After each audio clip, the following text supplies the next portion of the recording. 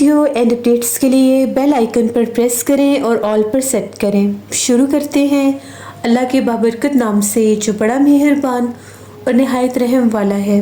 تمام تعریفیں میرے اللہ رب العزت کے لیے ہیں۔ خوفناک کہانیوں کے معزز ناظرین کو میری طرف سے السلام علیکم۔ امید کرتی ہوں آپ سب لوگ خیریت سے ہوں گے، جہاں ہوں گے خوش ہوں گے۔ ہر روز کی طرح آج بھی آپ لوگوں کے لیے بہت ڈراؤنی کہانیاں لائی ہوں جنہیں آپ لوگ بہت پسند کریں گے۔ آج کی پہلی خوفناک کہانی طارق شیئر کر رہے ہیں۔ طارق کہتے ہیں میں حیدرآباد کا رہنے والا ہوں اور آج آپ کے ساتھ اپنی ایک خوفناک آپ بیتی شیئر کرنا چاہتا ہوں۔ یہ آج سے لگ بھگ 15 برس پرانی بات ہے۔ میری اپنی ایک شاپ تھی، ایک سٹور تھا، جنرل سٹور تھا۔ پہلے میرا کام بہت اچھا جا رہا تھا، لیکن کچھ عرصے بعد میرا کام بالکل خسارے میں جا رہا تھا۔ مجھے بالکل بھی آمدن نہیں ہوتی تھی۔ میں جتنی بھی کمائی کرنے کی کوشش کرتا تھا، مجھے صرف اور صرف نقصان ہی ہو رہا تھا۔ اس کے میں نے بہت سے کوشش کی، میں نے بڑے اپنی طرف سے جو کر سکتا تھا میں نے کیا۔ پھر مجھے ہمارے ادھر علاقے میں ہی ایک آدمی تھا، وہ یہ عملیات وغیرہ کیا کرتا تھا کالے جادو کے۔ ایک دفعہ میں اس کے پاس گیا، اس سے میں نے کہا کہ تم میری شاپ پر آؤ، چکر لگاؤ اور مجھے بتاؤ کیا مسئلہ ہے۔ میری شاپ پر کوئی گاہک نہیں آتا، میں بڑا پریشان ہوں۔ پہلے میری شاپ بڑی اچھی جاتی تھی، لیکن اب آ کر کوئی میری شاپ سے کوئی چیز لیتا ہی نہیں ہے۔ جو کوئی بھی آتا ہے دیکھ کر چیزیں چلا جاتا ہے، تو تم مجھے بتاؤ میں کیا کروں۔ اس نے کہا ٹھیک ہے، میں شام کو آؤں گا۔ تقریباً عصر کے بعد وہ آدمی میری شاپ پر آیا۔ اس نے آ کر مجھے یہ کہا کہ تمہاری روزی کسی نے باندھ دی ہے، یعنی تمہارے اوپر کسی نے ایسا کوئی عمل کروایا کہ تمہاری روزی باندھ دی، یہ کھل جائے گی، مجھے ایک عمل کرنا ہوگا۔ میں نے اسے کہا کہ ٹھیک ہے، تو مجھے عمل کر کے دو، تم جتنے پیسے کہو گے میں تمہیں دوں گا۔ اس نے میرے سے 10,000 روپے مانگے۔ میں دینے کے لیے تیار ہو گیا۔ اس نے مجھ سے کچھ چیزیں منگوائیں، جس میں گوشت تھا، بیف، اس کے بعد کوئلے تھے، اور اس کے بعد ایک کالا کپڑا تھا۔ یہ اس نے مجھے کہا کہ یہ چیزیں تم مجھے لا کر دے دو، میں تمہیں ان کے اوپر کچھ عمل پڑھ کے دوں گا 3 دن کا۔ 3 دن کے بعد اس نے مجھے بلایا، میں چلا گیا۔ اس نے مجھے کہا کہ یہ ساری چیزیں تم نے جا کر قبرستان میں دفنا کر آنی ہے، لیکن اس کی ایک شرط ہوگی۔ تم نے قبرستان میں اس پہر جانا ہے جس وقت وہاں پر کوئی اور انسان تمہارے علاوہ نہ ہو۔ اب تم وہ وقت تعین کر لو کہ تم کس ٹائم جا سکتے ہو۔ ہم لوگوں کے جہاں پر میری شاپ تھی مارکیٹ میں، اس علاقے میں راستے میں ایک قبرستان پڑتا تھا، پرانا قبرستان تھا وہ۔ میں نے اس کا ایک چکر لگایا، 1-2 دن وزٹ کرتا رہا۔ دن کے ٹائم تو وہاں پر بہت رش ہوتا تھا، دوپہر میں بھی 1-2 چکر لگائے، کوئی نہ کوئی وہاں پر ہوتا ہی ہوتا تھا، کیونکہ وہ ایسی لوکیشن پر تھا۔ اب مجھے یہ تھا کہ یہ رات سے پہلے کا کام نہیں ہو سکتا، مجھے یہ کام رات میں ہی کرنا ہوگا۔ میں نے ایک دن اپنی شاپ پر تقریباً میں 1 بجے تک بیٹھا رہا۔ 1 بجے کے بعد میں اٹھا، میرے پاس وہ ساری چیزیں تھیں۔ وہ لے کر جیسے ہی میں نے اپنے بائک پر رکھی اور میں اس قبرستان کی جانب جا رہا تھا، جیسے وہ قبرستان والا راستہ شروع ہوا، وہ بائک بہت زیادہ وزنی ہو گیا۔ باقاعدہ ایسے لگ رہا تھا جیسے میرے موٹر سائیکل کے اوپر میرے علاوہ بھی کوئی بہت بھاری بھرکم وجود موجود ہے۔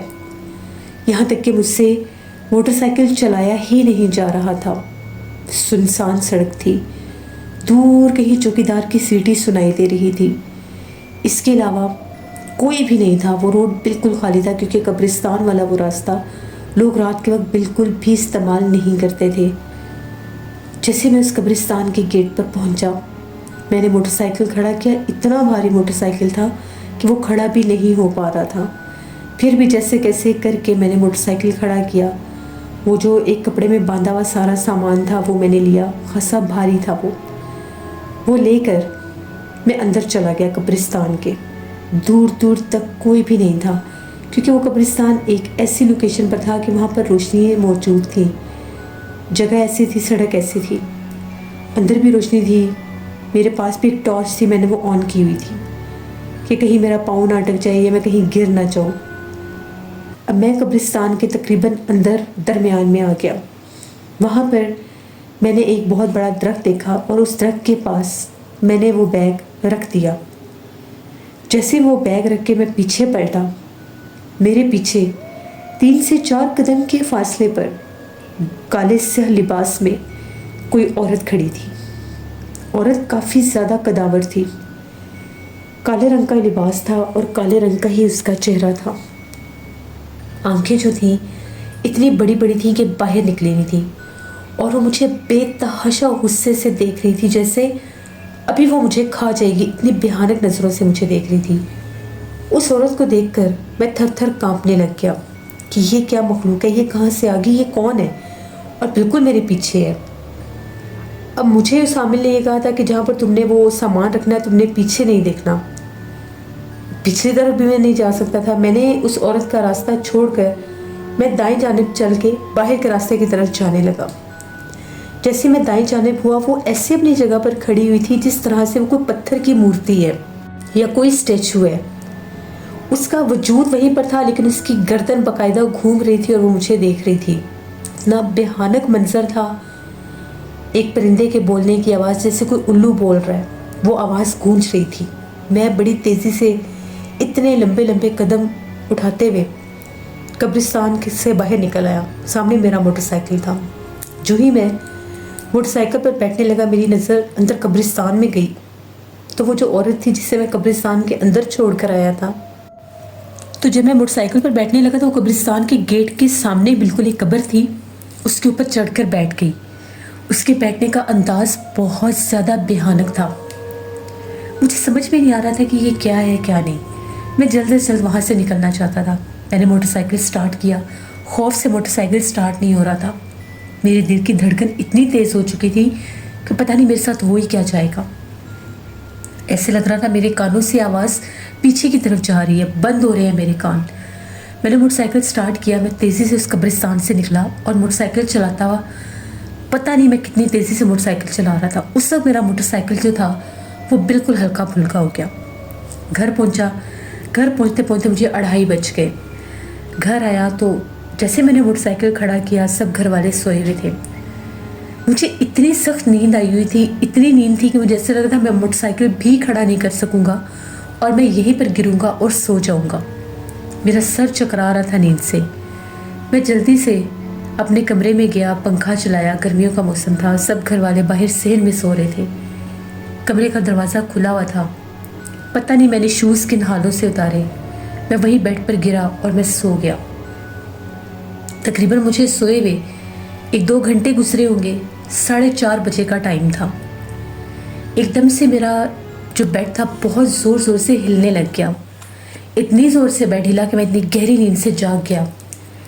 तो मैं क्या देखता हूँ कि जैसे मेरी नज़र पड़ी बाहर की तरफ, सब घर वाले वैसे पुरसुकून सोए हुए हैं, लेकिन कमरे के दरवाजे के दरमियान कोई खड़ा हुआ था। एकदम से जैसे वो मेरी तरफ उसने देखा, शायद आंखें खोली। उसकी सुर्ख रंग की आंखें थीं। वही कद काठ था, वही औरत थी जिसको मैंने कब्रिस्तान में देखा था।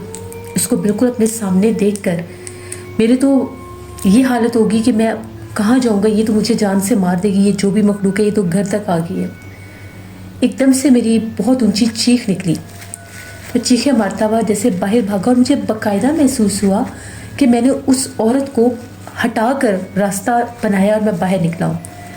बाहर जाकर जिस तरह मेरे अब्बू लेटे हुए थे, मैंने उनको जगाना शुरू कर दिया और शोर मचाता जा रहा था और उनसे ये कह रहा था कि मेरे कमरे में कोई औरत आ गई है, वो बड़ी भयानक है।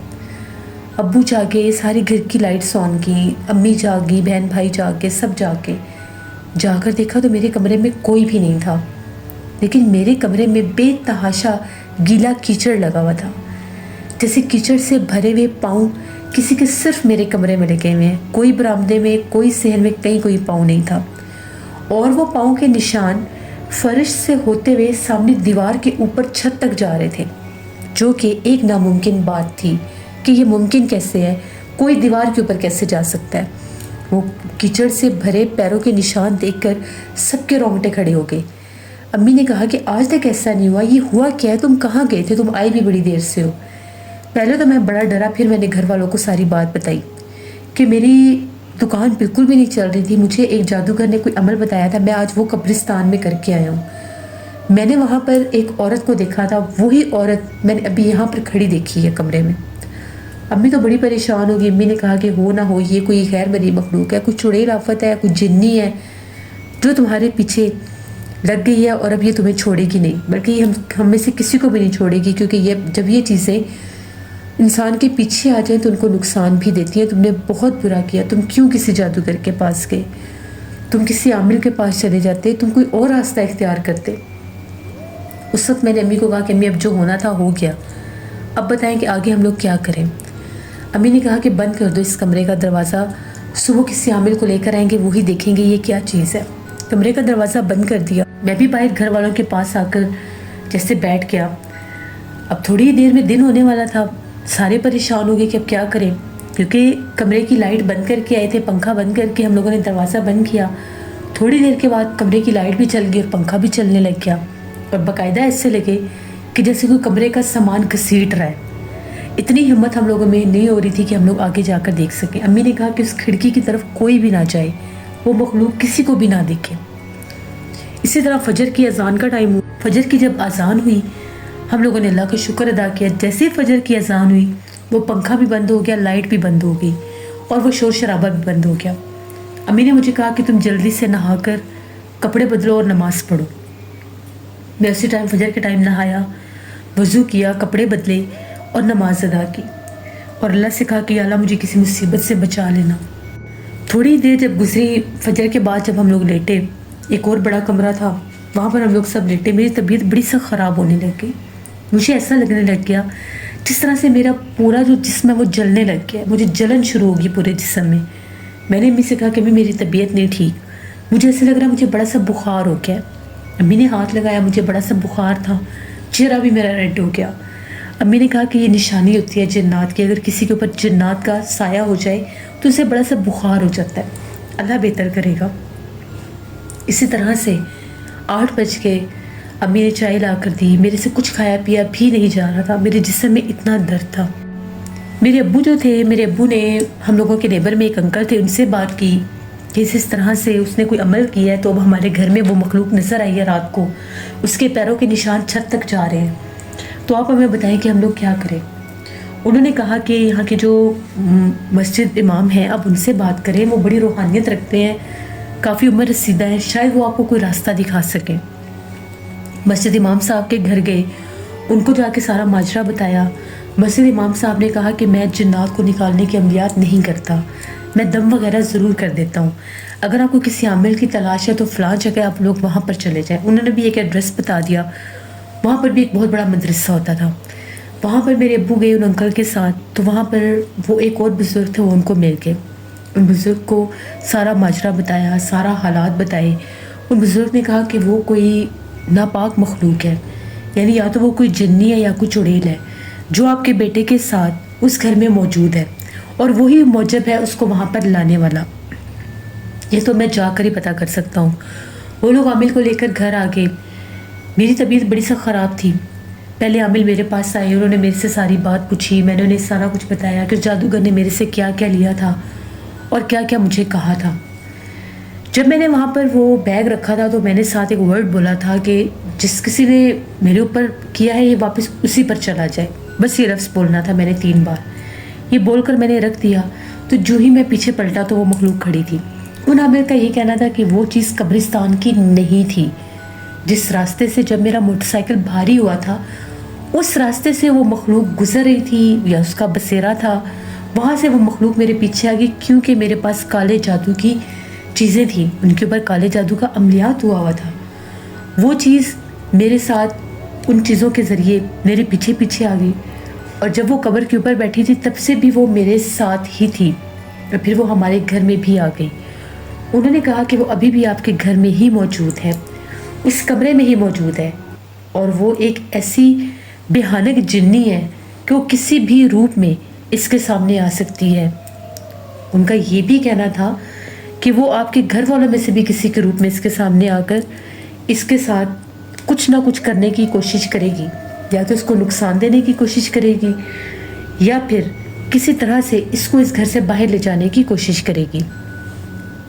انہوں نے مجھے یہ کہا کہ یہ تعویذ اپنے گلے میں پہن لو, وہ مخلوق تمہارے قریب نہیں آ سکے گی, خود بخود یہاں سے چلی جائے گی. آپ لوگوں نے اس کمرے میں نہیں جانا. تقریباً 21 دن وہ کمرہ بند رہے. 21 دن کے بعد آپ لوگوں کو ایک پانی دم کر کے دوں گا. وہ پانی آپ نے دیواروں پر بھی گرا دینا ہے اور گھر اس سے ہی وہ فرش سارا دھونا ہے, وہ مٹی دھل جائے گی. اب جیسے انہوں نے مجھے وہ تعویذ دیا, وہ تعویذ میں نے گلے میں پہنا. کچھ دیر تو میری طبیعت بڑی ٹھیک رہی. جب دوپہر 12 بجے کا ٹائم ہوا تو مجھے ایسا لگنے لگ گیا جس طرح سے وہ جو تعویذ ہے وہ اتنا وزنی ہو گیا ہے کہ مجھے ایسا لگ رہا ہے میرا دل بیٹھا جا رہا ہے. میرا دل چاہ رہا تھا میں اس تعویذ کو اتار دوں. ایک خوف تھا کہ نہ اتاروں, لیکن اس کا بوجھ میرے سے برداشت نہیں ہو رہا تھا. میں نے وہ تعویذ اتار کر اپنے پلو کے نیچے رکھ لیا. وہ کمرہ تو بند تھا.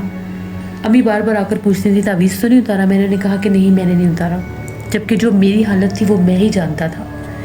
تبھی ہم لوگوں کی ڈور بیل بجی. تو ہم لوگوں کا ایک کزن تھا, کبھی کبھار ہمارے گھر آتا تھا. بڑی تیزی میں وہ آیا میرے کمرے میں اور آ کر کہتا ہے کہ چلو آؤ جلدی سے چلو, فلاں جگہ پر جانا ہے, تمہیں میں نے ساتھ لے کر جانا ہے.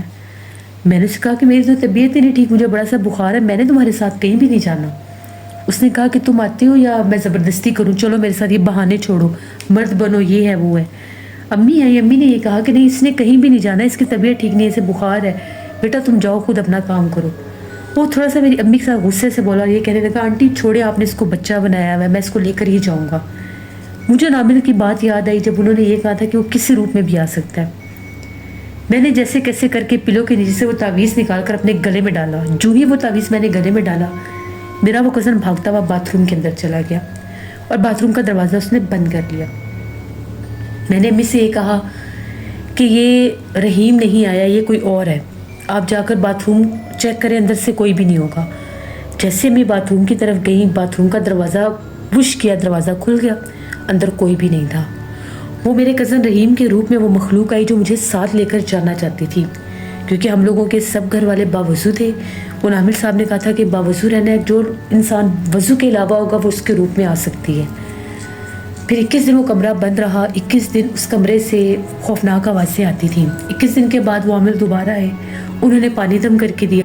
پہلے انہوں نے اس کمرے پر حصار کیا. وہ جو پیروں کے نشان تھے ان کے اوپر کالے رنگ کے جالے بنے ہوئے تھے. جس جگہ پر وہ پیروں کے نشان تھے, دیواروں پر, فرش پر کالے رنگ کے جالوں سے بھرے ہوئے تھے. وہ جیسے ہی پانی دم کر کے انہوں نے دیا, انہوں نے کہا کہ اب اس پانی کے چھینٹے دیوار پر مارے. اور اس کے بعد انہوں نے ایک اور پانی کی بالٹی منگوائی اور اپنے ہاتھ سے فرش پر گرا دی اور کہا کہ یہ پانی بہنے دے جہاں تک جاتا ہے. وہ پانی بہہ بہہ کر ہم لوگوں کے گھر سے باہر نکل گیا. کچھ وہاں پر جیسے سنک بنا ہوتا ہے, جیسے سنک ہول ہوتے ہیں, ان کے اندر چلا گیا. اس کے بعد انہوں نے کہا کہ اب اچھی طرح سے اس دیوار کو بھی دھو دیں. وہ مٹی جیسے غائب ہوگی, جالے غائب ہو گئے. اس کمرے سے انتہائی گندی اسمیل, گٹر کی اسمیل آ رہی تھی, جیسے کوئی جگہ پر گندگی ہوتی ہے, تعفن ہوتا ہے, ایسی اسمیل آ رہی تھی. اس کو پھر دھویا, اچھی طرح سے دھویا. دھونے کے بعد پنکھا چلایا. پھر وہ جو عامل صاحب تھے انہوں نے وہاں پر بیٹھ کر سورۃ یاسین پڑھی. جیسے وہ سورۃ یاسین پڑھتے گئے وہ گندی بدبو ختم ہو گئی. پھر انہوں نے کہا کہ اب آپ اس کمرے میں سو سکتے ہیں. اب وہ مخلوق یہاں سے چلی گئی ہے اور مجھے سختی سے منع کیا کہ غلطی سے بھی اس قبرستان کی طرف یا اس سڑک پر دوبارہ نہیں جانا, کیونکہ اگر وہ دوبارہ تمہارے پیچھے آ گئی تو پھر تمہیں کبھی نہیں چھوڑے گی. مجھے نہیں پتا تھا کہ میرے ساتھ یہ سب ہوگا, مجھے اتنا کچھ بھگتنا پڑے گا. پھر میں نے نماز, قرآن پاک اور اللہ سے مدد مانگی تو میری روزی میں برکت بھی پڑ گئی. میں کسی جادو ٹونے کے چکروں میں نہیں گیا. یہ میری ایک کہانی تھی جو میں نے آپ کے ساتھ شیئر کی. وہ شکریہ طارق آپ کا. بے شک یہ بات برحق ہے کہ اللہ کی ذات سے جو بھی مانگا جائے وہ بے انتظار ملتا ہے. کبھی جادو ٹونوں کے راستوں پر نہیں چلنا چاہیے. اس کی آخرت, اس کا جو انجام ہے ہمیشہ برا ہی ہوتا ہے. اپنا فیڈ بیک مجھے ضرور دیں. آپ لوگوں کو آج کی خوفناک کہانیاں کیسی لگی؟ آپ لوگ بھی اپنی خوفناک کہانیاں شیئر کر سکتے ہیں ڈسکرپشن باکس میں دیے گئے ای میل ID nushinwig57@gmail.com پر. اس کے علاوہ آپ لوگ مجھے کمنٹ باکس میں بھی سٹوری شیئر کر سکتے ہیں. ہارر سٹوریز اردو پر جلدی ناول آن ایئر کروں گی انشاءاللہ. اس کو بھی وزٹ کریے گا اور سبسکرائب کریے گا. اپنا بہت سا خیال رکھیں. اپنی ڈھیروں دعاؤں میں مجھے, میری فیملی, میرے پورے پاکستان کو یاد رکھیے گا. Thank you for listening my stories. Stay blessed. اللہ نگہبان.